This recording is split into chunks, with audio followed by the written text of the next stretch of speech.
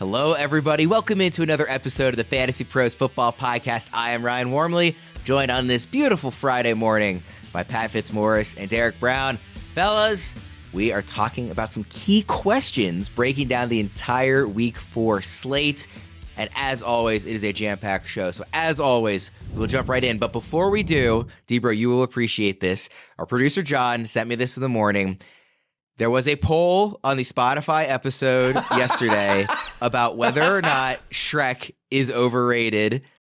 For those who missed it, I stand firmly on the stance that it is. Space Jam is bad. Shrek is overrated. It's fine, but it's overrated. God, you're so wrong about these takes. And we asked, and we got several, 100 votes. 77% said no, it is not overrated. So I have been proven wrong by the masses. Thank you, subscribers. Thank you, world. I love this so much.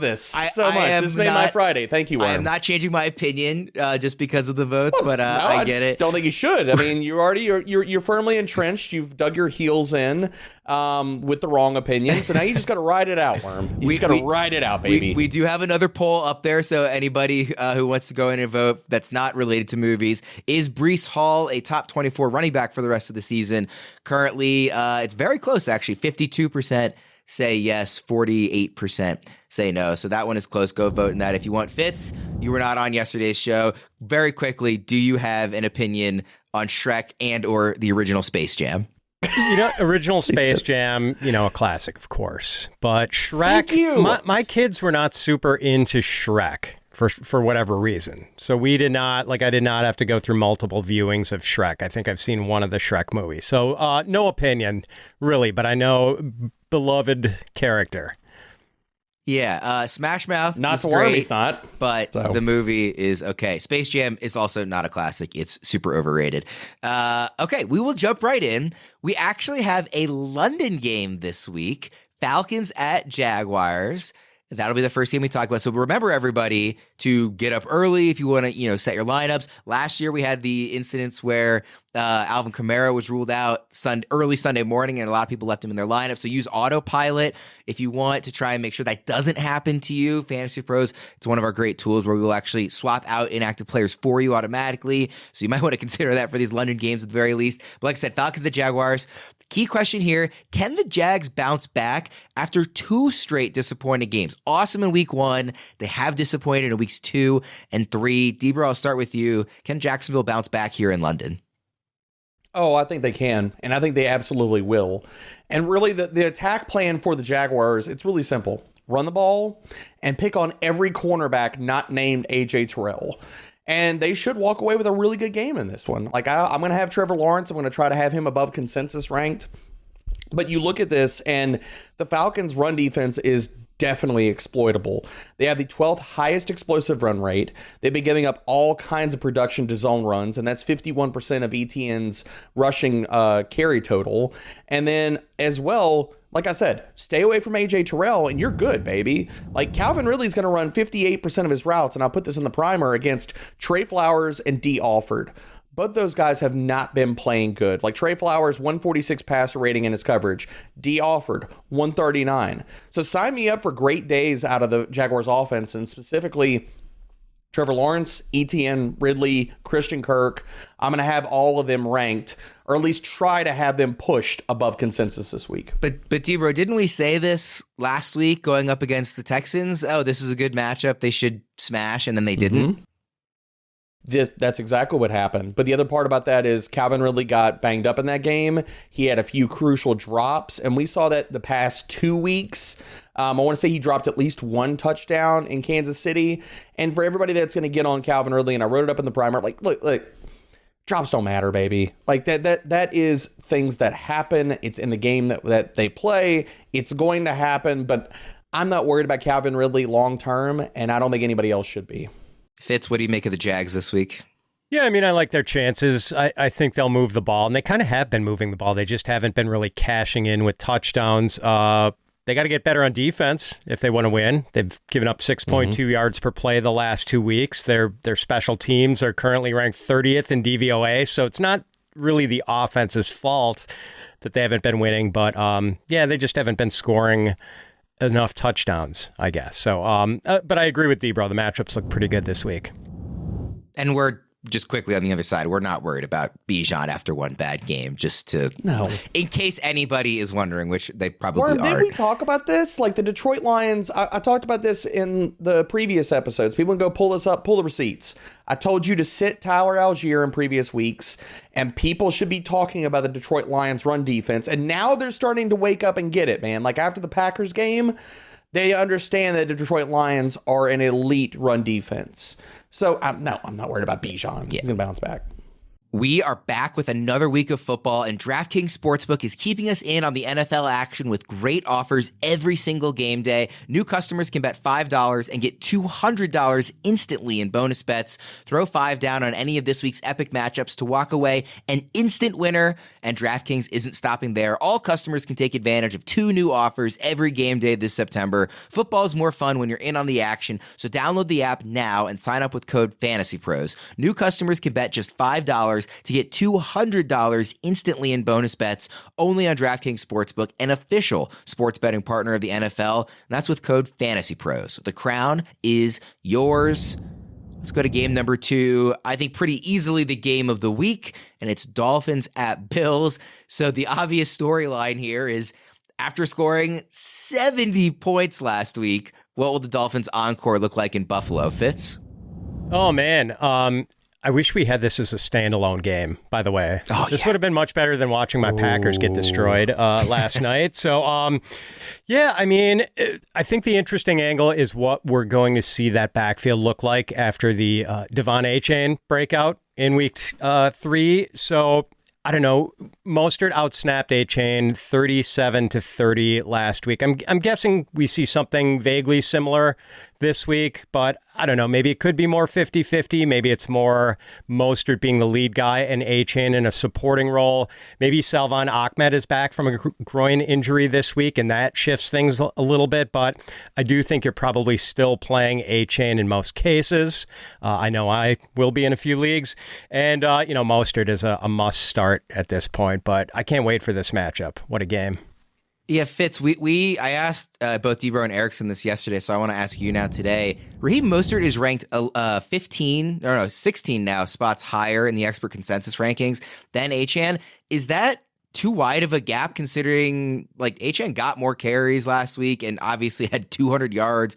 Now, Raheem Mostert was also awesome, but to me that gap seems a little too wide, right? And this is in half PPR rankings, by the way. Yeah, maybe. I mean, we have to wait for this to normalize. They just ran so many plays last week, and maybe that was the reason we got such a big dose of Achane, or now I have to call him Achane. Yeah, I keep trying to correct myself. Achane is just such a cool name. I can't believe he wants to be something else. But yeah, I don't know how this is going to work out yet. It's possible that Achane doesn't get more than like 10 or 12 touches. Like maybe Mostert is the lead guy, and just because of the way things went with, the Dolphins just completely steamrolling the Broncos last week, maybe that's why the snap count was so high for Achane. Yeah, of course, 10 or 12 touches could mean like 160 yards in this offense and with his speed. Devro, what are you expecting out of the Dolphins here in the game of the week? I think it's going to be a lot of deep passing and a lot of Devon Achane. Like, looking at Achane's matchup in this game, it's beautiful. And the way that they're deploying him in their run game scheme, and I highlighted this in the primer, I think he's going to outcarry Raheem Mostert. And this week, because if you look at how they stack up against the Buffalo run defense, Buffalo has been extremely good. They're limiting zone runs, which has been Raheem Mostert's bread and butter. And we know this going back all the way to the San Francisco days. They're limiting those to the 14th lowest yards per carry. But if you flip the script and you look at what Buffalo has done versus gap runs, which is 52.6% of Achane's rushing volume, they're allowing the highest yards per carry to gap runs in the NFL, 7.0 yards per carry, courtesy of Fantasy Points data. That is ridiculous. So you're telling me you're going to get Achane downhill quickly and just let him tear up this defense? I'm here for it. And I've got Achane, just for everybody out there, I have Achane ranked above Raheem Mostert. So I'm putting my money where my mouth is this week. And I'm with you. We talked about this on the previous show. Like, that gap should not be as wide as it is, and I have them flipped in my ranks. But I think it's going to be deep passing because Buffalo has struggled against that over the last 2 years, and a lot of Devon Achane. Fitz, I'm not going to ask this for every game, but just because this is, I think, very clearly the game, of the week, I want to get your quick betting opinion. The line's 3, maybe 2.5, depending on what book you're looking at. Who do you think wins this game? I think it's going to be really close. I'm betting the Dolphins, and I got 3 points with the Dolphins. I like that. I do think they're the equal of the Bills, at least the equal of the Bills. I mean, probably maybe the more explosive offense, but I didn't think this game should have been a field goal. It feels more like a 1.5, 2-point game. So yep, yeah, this game should be a pick 'em. I agree. Close, yeah. This is the perfect opportunity to talk about this year's Fantasy Over-Under Challenge, which is presented by Betting Pros. Each week, the guys will be making over-under picks for 10 different players for how many fantasy points we expect them to score. Submit your picks to play along with the guys so you don't miss out on the chance to win awesome prizes. That's fantasypros.com/challenge. And one of this week's players is Achane. So I had to include him here, coming off of his historic week 3, obviously. His line is only set at 10 fantasy points, so I want to ask if he's going to go over or under, and we already know Debro's taking over. So Fitz, I will start with you. Are you also going to go over on Achane? I'll go over too. He can get that in a couple of plays. You can't make me the Achane stand. Well, that's your dude, okay? I can't take that moniker. That's your boy. Yeah, that line seems too low just coming off of what we saw. I know the Bills are a bit better of a defense than the Broncos, but still. Okay. I'll throw a little mustard on top of that. I think he can hit the over without even scoring a touchdown. Wow. Yeah. I mean, I think you're right. That explosiveness is in that offense. I mean, Fitz talked about it all summer. Get him over 100 total yards, and he's going to hit the over. And that can happen. The phrase Pat kept using was hand in glove fit, and it's exactly right. That it was just so fun to see it come to fruition. I already mentioned autopilot, but just want to remind everybody, take the stress out of lineup management with My Playbook's autopilot tool at fantasypros.com/myplaybook. Enjoy automated optimal lineup adjustments, giving you both peace of mind and the best shot at victory each week. And again, it is especially helpful for these London games. Do not get caught sleeping in and missing out on fantasy points. Let's go to game number 3 here. Vikings at Panthers. A little less exciting than Dolphins Bills is this week. My key question here, and I'll start with you, Debro. How close is Jordan Addison to getting to must-start status? He's still got a few more steps to take, and this is not steps for him. These are steps for the Minnesota Vikings. The fact that they are still running out KJ Osborne over Jordan Addison as far as playing time, it is egregious. So this is not an Addison thing. This is a Minnesota Vikings thing. Like, we get it. Okay, we all remember the BC Johnson versus Justin Jefferson. That was cute. And you're doing the same thing with Jordan Addison. Can we just stop? Can we just, the joke's not funny. It's like one of those jokes like your uncle keeps telling it around Thanksgiving, and everybody's like, okay, God, we've heard this like 5 times. Like, we get it. It's not funny. Just move on. If that happens and Jordan Addison becomes an 80 to 90% drop back guy, and he's still not, then yes, he will get to must-start status, because then the talent will be on the field, and the Vikings will have understood that he should be the number 2 in this offense, not TJ Hawkinson, and he should be starting over KJ Osborne. So no, he has not reached that status yet, but if the Vikings can get out of their own way, he can. They did get out of their own way with Jefferson, even though it took a few weeks. We're right in that time frame where they did it for him, a few years ago. Fitz, what do you think? Debro summed it up pretty well. The Vikings should be playing Addison in 2 receiver sets, but until they do, it's going to be a little risky. So last week he played a season-high 71% of the offensive snaps. That still means he is not on the field for 20 to 25 offensive snaps a game. So that makes him a little bit risky. And right now, Addison is getting by on super high efficiency, 9.7 yards per target. He's had touchdowns on 2 of his 13 catches, but the floor is not as stable as it should be when his snap counts are lower than they should be. Let's move to the other battle of winless teams here, Broncos at Bears. I called this earlier in the week when I saw that this was going to be one of the matchups. Last Sunday, I called it the easily stoppable force against the super movable object. This is just a hideous game. It has Thursday Night Football feel written all over it. My question here is, I mean, going up against a defense that just gave up 70 points, this has to be the bounce back week for Justin Fields, right, Fitz? Yeah, it should be. And you won't have to wait too long for a Thursday night game with the Bears, Worm. You get that next week. So you'll get to enjoy that. Bears Commanders. How's that for some Thursday night action?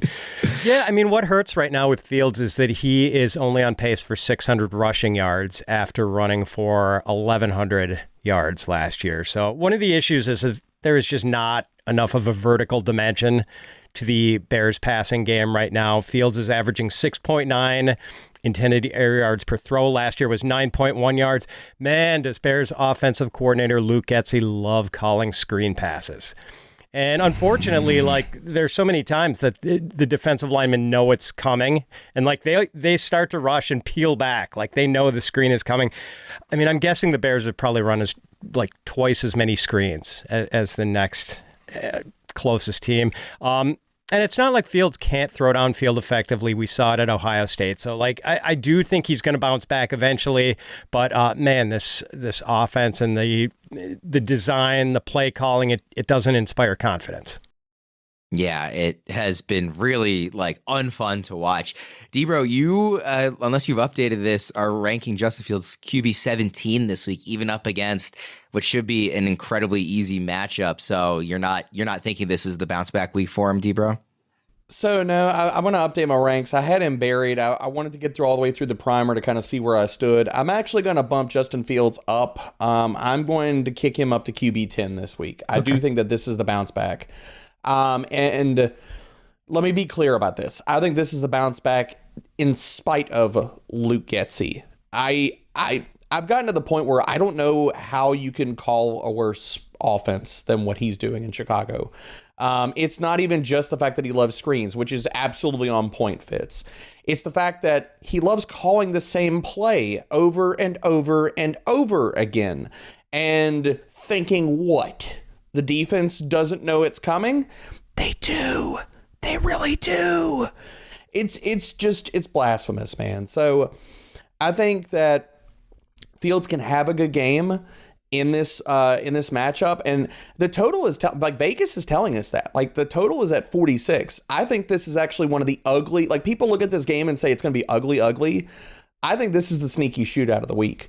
Both of these defenses cannot stop anybody. Both these quarterbacks can get it done. Russell Wilson is playing really good football right now. And I think that if the Bears are pushed, which I think the Broncos will do that, then I think Fields is going to have to run. And I think we're going to see a good week out of DJ Moore as well. Debro, we don't have time for a deep dive, but I know that you have been really excited about what we've seen out of Russell Wilson. So give me 20, 30 seconds tops on Russell Wilson being good again. He's top 10 in almost every metric that you look at. He's running again. Sean Payton is calling a good offense outside of the fact that he does not want to use Marvin Mims. But more Marvin Mims is going to be a good thing for Russell Wilson. And all we got to do is just see him just get out of his own way. Just operate the system. And Russ is going to have a really good bounce back campaign that he's already started. He only ran in one game, though, Debro. 56 yards against Washington, really nothing else in the others. That's what I worry about, and that was kind of his spike game. Other than that, he's had two okay games, so I still think he's a matchup play. Fellas, I am headed home next weekend to attend the Orioles hosting the ALDS games 1 and 2. I'm actually headed home for a wedding, but while I'm there, I'm going to be going to one of these games at least to see my Orioles in the postseason. I'm super excited. They clinched the AL East last night. It was an awesome night of celebrating. And the best way to get tickets to that game or any game is on Game Time, the official ticketing partner of FantasyPros Fantasy Football, for last-minute amazing deals on tickets to see your favorite football team or baseball team this September, October, all season long. Download Game Time. And as you've heard us say before, it's not just for football and not just for sports. They've got tickets to concerts and comedy shows across the country. So download the Game Time app and redeem code FantasyPros for $20 off your first purchase. Terms apply. Again, download the Game Time app and enter code FantasyPros, all one word, for $20 off, no matter where you live. Get out and have some fun this week. Download Game Time today. Last minute tickets, lowest price, guaranteed. Guys, let's go to a game that might also be ugly, but not because it's two bad teams. Ravens at Browns. I think this is going to be a real defensive struggle. I'm not exactly going out on a limb there. Cleveland's defense looks historically good. I think the Ravens' defense has played incredibly well considering the injuries they've had. They might be getting Marcus Williams back this week, which is going to help. Deshaun Watson's been up and down. So I think this is going to be a really tough game to see scoring. My question goes along with that. Can either team even get to 20 points in this game? And really, what's the case for starting any players in this matchup considering the defenses they're going against, Fitz? Yeah, I mean, this does set up like a classic AFC North rock fight. The Vegas total is 40.5 points, and I think the under looks pretty good here. The Browns, number 1 in defensive DVOA, the Ravens, number 5. Browns are averaging a league low 3.2 yards allowed per play. 3.2, that is historically good, as you were saying. Worm, and the next best team in that category, giving up 4.1 yards per play, the Ravens. So it's a good question. Why should we start anyone in this game? Well, I'm willing to start Lamar Jackson because he's, maybe the best running quarterback of all time. Willing to play Mark Andrews because of the history and because tight end is an absolute dumpster fire of a position. And I guess I'm willing to play Zay Flowers just for the target volume. 10 targets in 2 of his 3 games so far. But other than that, boy, I really don't want to play any of the running backs. And maybe Amari Cooper, just because he's pretty good at football. But that's about it. Those 4 guys, and otherwise avoid. You called it a rock fight. I will be shocked if we don't hear the term slobber knocker on the broadcast at least once in this one. D-Bro, that's a good word. D-Bro, what do you think? It is a good word. I think this is going to be an ugly game. Like, give me the under on the total, and I'll pare down the options even further. Lamar Jackson, yeah, if you got him, you're probably starting him just because of the rushing equity. If you have Mark Andrews, you're starting him, although you need to seriously temper your expectations. Like Cleveland, allowing the fewest receiving yards and 0 touchdowns per game to tight ends. They have been shutting every position down. I mean, I'll sit Amari Cooper. I get the target volume, but I'd rather play matchup guys over him this week. So I think this game is going to be gross. It's going to be disgusting. It's really going to be one of those games where you're better off just checking the score and the highlights on on an app over watching it, because you're going to just turn it off in 2 seconds. Yeah, the Ravens look like they are going to get 2 offensive linemen back, which should help. But I mean, honestly, maybe people will stop saying that I only pick players based on being a Ravens homer. I might sit Lamar in this game, honestly. I am not feeling good about really anybody going up against this defense, and I just think it's going to be a slog. And I've considered pushing Lamar outside of my top 12 quarterbacks for the week. If I know that sounds crazy, but I mean, if I was worried about his injuries on draft day and I drafted a Kirk Cousins as a high end backup or somebody like that, I'm easily starting him over Lamar. Or if I took the swing on Anthony Richardson for a high upside pick, I'm probably starting him over Lamar. There's a lot of guys I would consider for that. 2 guys that I have right now in my ranks over Lamar Jackson is Matthew Stafford and Daniel Jones. And I don't think that the process is wrong with that.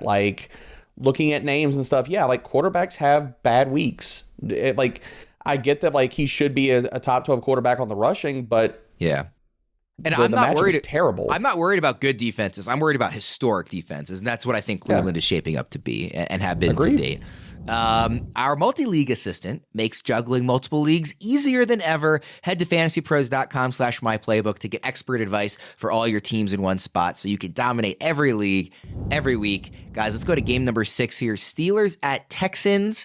I actually might have said I'd start CJ Stroud over Lamar if he wasn't going up against the Steelers, because I'm really worried about the passing game holding up against this pass rush given the state of the offensive line. And that is my question for you guys. Can CJ Stroud and the Texans passing game hold up against TJ Watt and company? D-Bro, I'll start with you.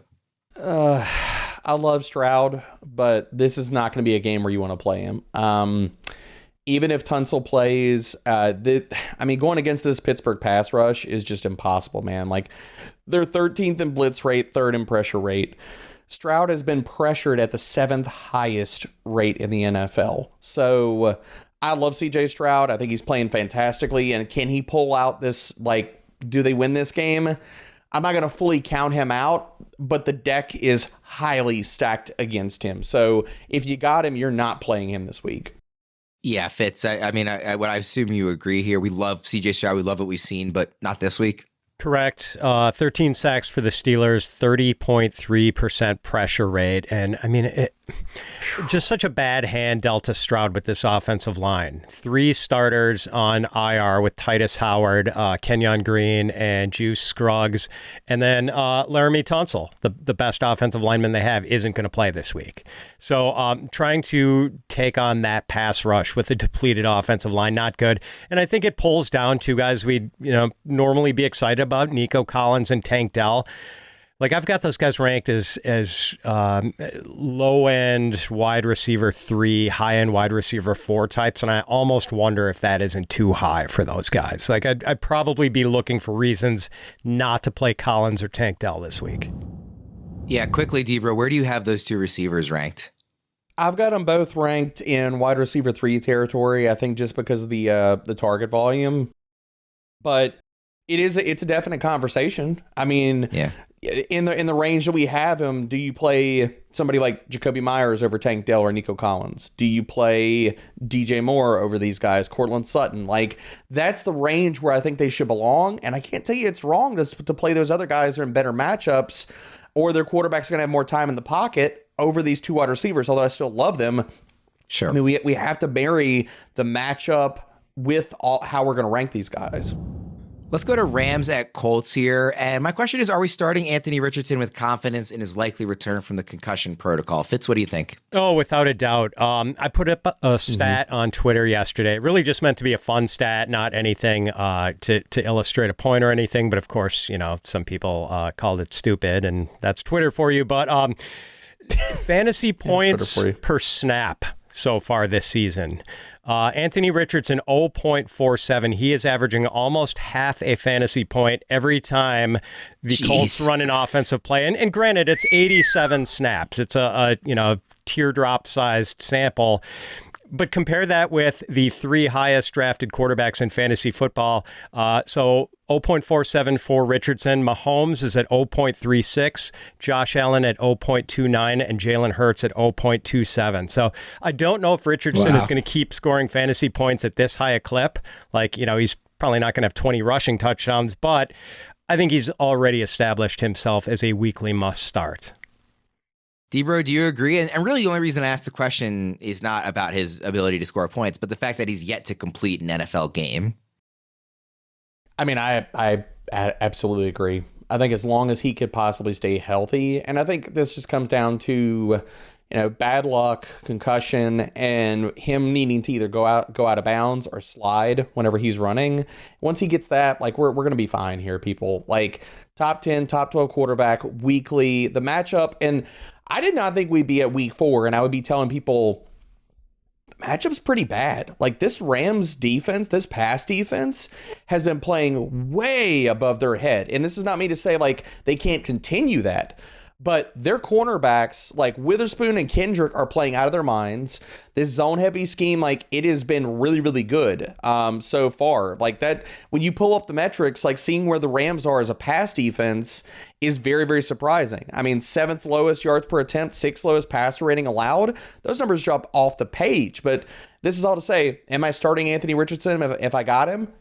You better believe it, man. The rushing equity alone is going to put him up there. And if there's any game outside of the Broncos and the Bears this week, this is the sneaky shootout game of the week. The Rams versus the Colts. This is what I'm calling it, because the pace of play in this game is going to be ridiculous. Both these teams are top 5, top 10 in pace right now. So I'm going to bet the over on the total. I think I already actually bet it. And I think this is going to be the shootout of the week. Let's go to another over-under challenge here with Puka Nacua. His line is all the way up at 13.5 fantasy points. He had a down week, I guess, compared to weeks 1 and 2 in week 3, but was still, semi-productive. Will he go over or under 13.5 fantasy points against the Colts, Debro? Drinking the juice, baby. Open up the gallon, guzzle it down. We're going all Puka all day, all the time. And this comes down to the way that this offense runs and going against Indy's zone coverage. Puka Nacua is one of only 4 wide receivers in the NFL right now that has over a 40% first read target share against zone coverage. Puka Nacua is going to crush this line. Fitz, 13.5 fantasy points, over or under? Oh, Are you drinking the juice? I'm drinking the juice. I dare not underestimate Puka Nacua on a show with Derek Brown. So, yeah, I'm taking the over. And, like, the Colts cornerbacks aren't good. Like, it's not a good group. So, yeah, I think Puka is going to smash this week. Debro, of course, handles the primer every single week. You can check that out. It always drops on Thursday mornings. But I wanted to mention that also with our My Primer tool, you can get a personalized view of the primer tailor-made for your specific fantasy team. All you have to do is head to fantasypros.com/myplaybook and quickly sync your team for our in-depth advice. And Debro does dive deep on this, but all specific to your players on your team. It's really an awesome tool. Makes it very convenient to help you decide things on Sunday mornings. Let's go to game number 8 here, guys. Bucks at Saints. My question here is, how does the QB change, which I don't know if it's actually official yet, but it's pretty likely it's going to be Jameis Winston this week, given the injury to Derek Carr. How does that QB change, plus the return from suspension for Alvin Kamara, change our expectations for this Saints offense, Debro? I mean, we kind of talked about this earlier in the week, but I think it's going to be a lot of Alvin Kamara. I'm going to have him ranked aggressively. I think he's going to have a really, really good game, because what we're going to see out of this offense is, and we've already seen it before, the New Orleans Saints with Jameis Winston under center, they turtle. They go slow. They run the ball. They're going to lean on the defense. They do not want to put the ball in the hands of Jameis Winston to win a ball game. And we saw this in 2021 when Winston was a starter. 9th slowest neutral pace, 3rd highest neutral rushing rate. And the matchup for Kamara on the ground is fantastic this week. You're talking about a Bucs defense that's giving up the 14th highest explosive run rate and the 10th lowest stuff rate. So I think we're going to see a very run-heavy approach here. Maybe Winston takes a few shots downfield because the Bucs have not been good versus deep passing, but a lot of Kamara, and I think he's a locked-in RB1 this week. So that's interesting because, Pat, I've been kind of fading Kamara a bit this week, just with the idea that Jameis Winston doesn't ever really check down to him, and so much of his value is in the receiving game. So he might get a lot of work on the ground, but maybe not as much through the air. What do you think of the offense, given both these guys kind of entering the fray? Yeah, Worm, I kind of see it your way on Kamara. Sorry, Debro. I mean, I do worry that Jameis is not going to probably pepper Kamara with targets. Like, this is not a Drew Brees type setup for Alvin Kamara, unfortunately. And I wonder if they're really going to pound him 20 times on the ground in his first game back. You know, like if there may be conditioning issues and they try to keep him more in the 12 to 15 carry range. So, yeah, I mean, I definitely don't feel great about starting Jameis in a super flex league, because you never know. Like, yes, he will make some aggressive downfield throws, but he might also throw 3 or 4 interceptions. I mean, this is a guy who in his last full season as a starter threw 30 interceptions. So, you know, I guess that makes you feel decent enough if you're starting Chris Olave, Michael Thomas, or even Rashid Shaheed. Although, as Debro said, that run rate has been high with the Saints. They're not going to just let Jameis go out and let it rip the way they did in Tampa when he was there. Let's go to an NFC East battle. A lot of divisional matchups this week. Commanders at the Eagles. My question is Terry McLaurin startable? And following up on that, is Jahan Dotson even rosterable right now? They have not been playing up to the expectations we had in draft season. Fitz, I'll start with you here. I don't want to start Terry McLaurin if I don't have to. I have him ranked wide receiver 37 this week. The Eagles are just a bad matchup for passing games. Last year, they gave up about 180 passing yards per game. They're giving up more than that this year, but that was kind of skewed by the Kirk Cousins performance against them in week 2, when the Vikings were behind all game, throwing to catch up, and couldn't run the ball. Sam Howell was just an utter train wreck last week against a good Bills pass defense, and I worry that Sam Howell might not be that good. He's basically played one strong half this year, second half comeback against the Broncos in week 2. Yeah, we know the Eagles can dial up pressure, and they can bring it. They've got pass rushers all over that front seven. And so, yeah, I don't want to start McLaurin. As for Dotson, he is rosterable. The talent is real, but until we see more from the Washington passing game, Dotson is just a matchup play, and you have to wait for better matchups. Debra, what do you think about both these guys? Yeah, I'm with Pat on this one. We're hand-holding. I've got Terry McLaurin as my wide receiver 36 this week. And honestly, I keep staring at that rank and think maybe it's being a little bit too generous, to be honest, just because the matchup is bad. And unfortunately, I'm going to sit here and say that Jahan Dotson is not roster worthy. The way that Sam Howell is playing, the target volume that Jahan Dotson is getting, I mean, 16.2% target share. Yes, that's equal with Terry McLaurin, but I mean, both these guys are not players you want to start right now. And you can't even roster Jahan Dotson because, yeah, he's got the target share, but he's got 0.7 yards per route run. Sam Howell's not playing good football. And this was my concern walking into the season. It was, can Sam Howell support one or even two pass catchers in the upcoming year? And what is their neutral passing rate going to look like? And so I honestly, I kind of wonder, is Washington, because Riverboat Ron, I think he's coaching for his job. I think they're going to have to make a playoff run for him to keep his job with the new ownership coming in. I kind of wonder, are we going to see a change to Jacoby Brissett soon? There is yet another game in the early afternoon slate. For the second straight week, they have put 9 games in the early afternoon Sunday slate, despite the fact that we have a London game and still only 3 in the late afternoon. That will never not anger me. But the last game here in the early afternoon slate is Bengals at Titans. Debro, I will start with you. Just how back is the Bengals offense after their Monday night win? Not really. Like, the problem with how Cincinnati is having to run their offense right now is that the matchups that they're presented with are not really great for how they're having to do things. With Joe Burrow getting the ball out, like this week's matchup versus Tennessee, yes, the Tennessee secondary is really bad, but what they are actually good at is tackling. So with Cincinnati's passing attack, it's going to be get the ball out of his hands and depend on Yak, which is a lot of Burrow to Chase. We see that every single time that they need Yak, that's who they go to. So I think Chase gets fed in this game, but they're not going to look like they're back this week like an elite run defense, a secondary that can tackle really, really good and is top 10 in the least amount of yak allowed in the NFL. So can you burn Tennessee's secondary? Yes, you can, but with deep balls, not with yak. So I think Cincinnati pulls out a win, but I think it's going to be ugly. And I think we're going to see a lot of dink and dunk from Joe Burrow to Jamar Chase this week.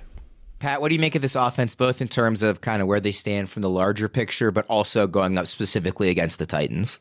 Yeah, not back yet. And granted, as Debro pointed out earlier, the Rams' pass defense is better than we thought it was going to be. But Burrow didn't look like he was back against the Rams in week 3. I mean, a 53% completion rate, 5.3 yards per attempt, 1 touchdown, 2 interceptions, a passer rating of 59.8. Yeah, so I mean, like the Burrow to Chase combination did click in week 3, and that's encouraging. And we have seen Chase used on sort of shorter routes this year, like his average depth of target is way down. But yeah, I don't know if Burrow can fully exploit kind of this suspect Titans secondary or not. Like I still don't think I have him in my top 10 this week. I think he's just outside of QB 11. I think that's very reasonable. Let's get to the late afternoon slate finally. Game number 11 here, Raiders at Chargers. My question is, who steps up in the Chargers passing attack in the absence of Mike Williams? Obviously, both Quentin Johnston and Josh Palmer were very popular waiver pickups this week. So is it one of those two guys, or maybe neither, or maybe both? Debra, what do you think? I think it's going to be a lot of Keenan Allen all day, all the time. But outside of that, I think that we're going to see Josh Palmer have a good game this week. And I'm not the biggest Josh Palmer stan. If you've read the primer, if you've ever watched Josh Palmer play football, you should know this as well. But Josh Palmer this week, I think he does have a good week. Against man coverage, the team has been going to him. We've seen a lot of man coverage from the Raiders secondary. Josh Palmer this season versus man coverage, 21% target share, 2.1 yards per route run. So I think that he is going to have a good game, but people need to be stashing Quentin Johnston, and they need to do it now because there is an easy runway for him to become the wide receiver 2 in this passing attack. And if he has the talent and he can pay off on that draft pedigree, if all of that is real, he could be a massive waiver wire ad player that you're starting on a weekly basis. And I think that he can be the wide receiver 2 in this offense. So stash him now, but I think Palmer is going to have a better week right now. Fitz, which of those two guys, or again, maybe neither or maybe both, are you looking at? Well, Keenan Allen mostly. I mean, I smashed the over on Keenan Allen's player prop of 81.5 receiving yards. Like, I think he clears that easily in a good matchup. And I'm with D-Bro. Like, I'd rather play Palmer than Quentin Johnston this week. It will be interesting to see if Johnston, a first-round pick, a really talented dude, can overtake Palmer. But man, and I know D-Bro said drops don't bother him, and generally they don't bother me that much either.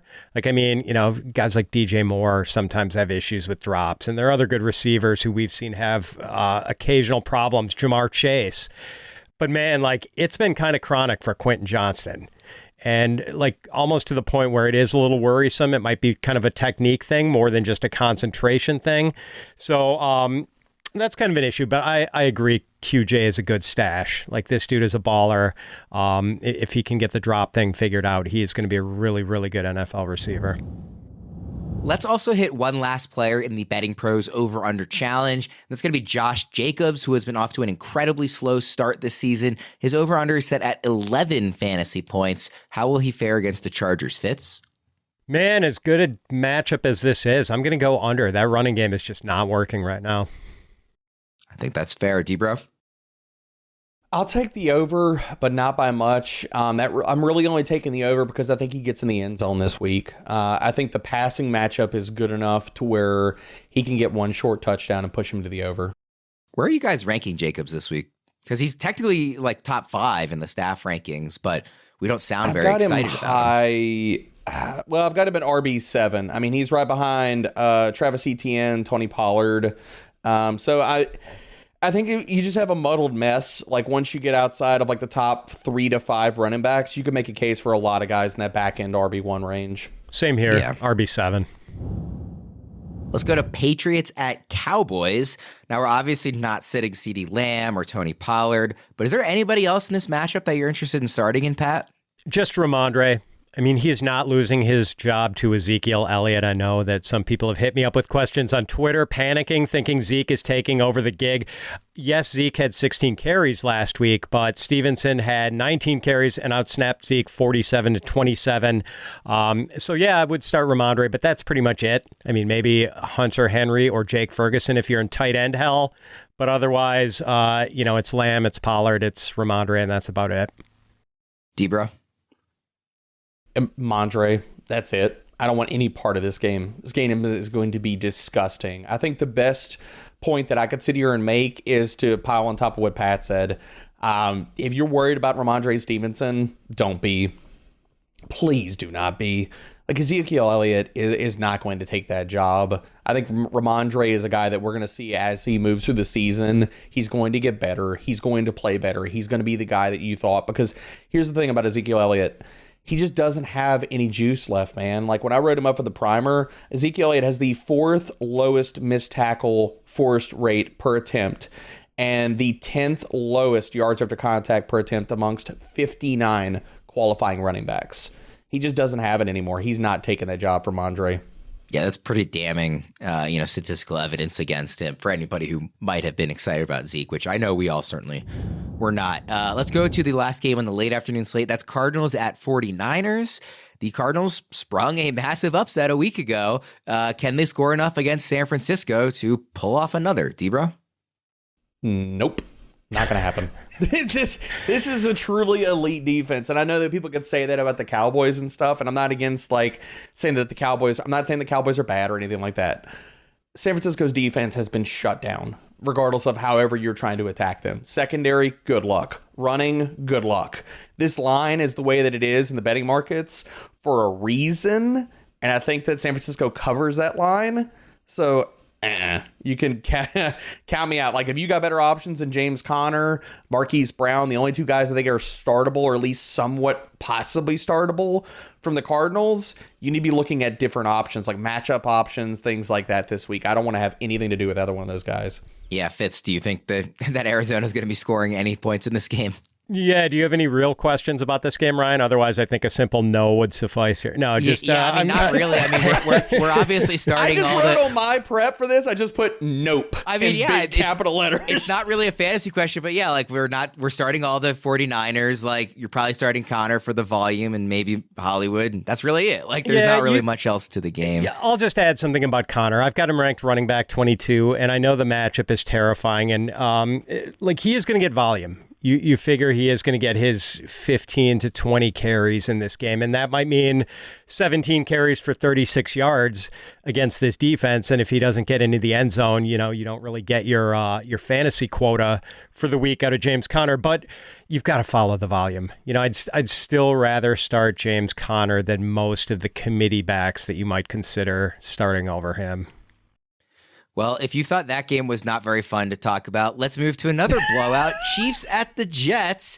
Now, the Jets, at the very least, do have a very strong defense. So is there any concern whatsoever for you guys for any Chiefs players in your lineup? Now, it's probably not going to be Mahomes or Kelsey, but is there any concern for any of these other Chiefs players in your lineup, given the strength of the Jets' defense, Fitz?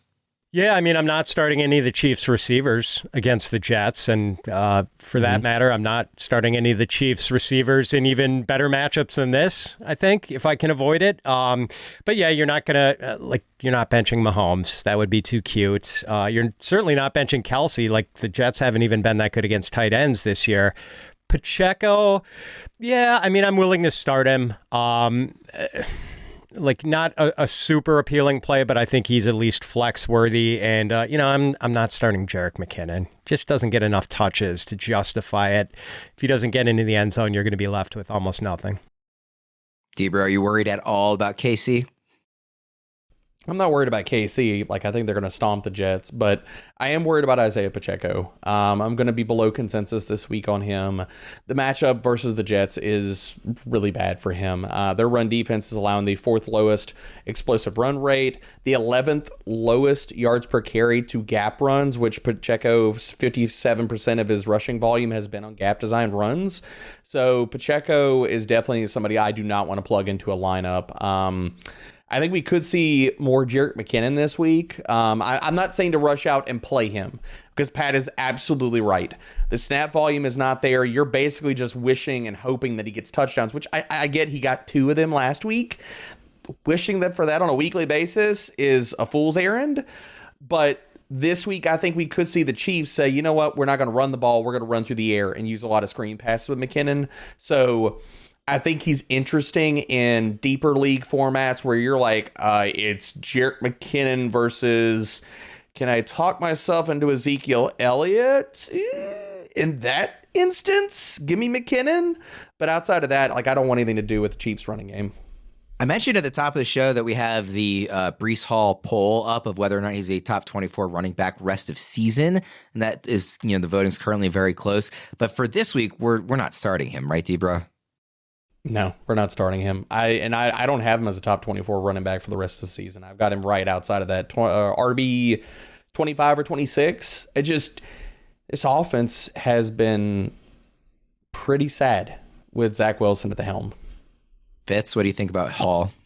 I do have him inside the top 24 rest of season. This week I've got him running back 26. I mean, I think I understand the Jets' protection of Breece Hall and trying not to do things with him too soon, especially when it looks like this is not going to be their year as far as contending for a Super Bowl. So maybe they're not stomping the accelerator with him, and it's the smart thing to do and the good thing for his long-term future. But he is one of the 3 or 4 most talented backs in the league.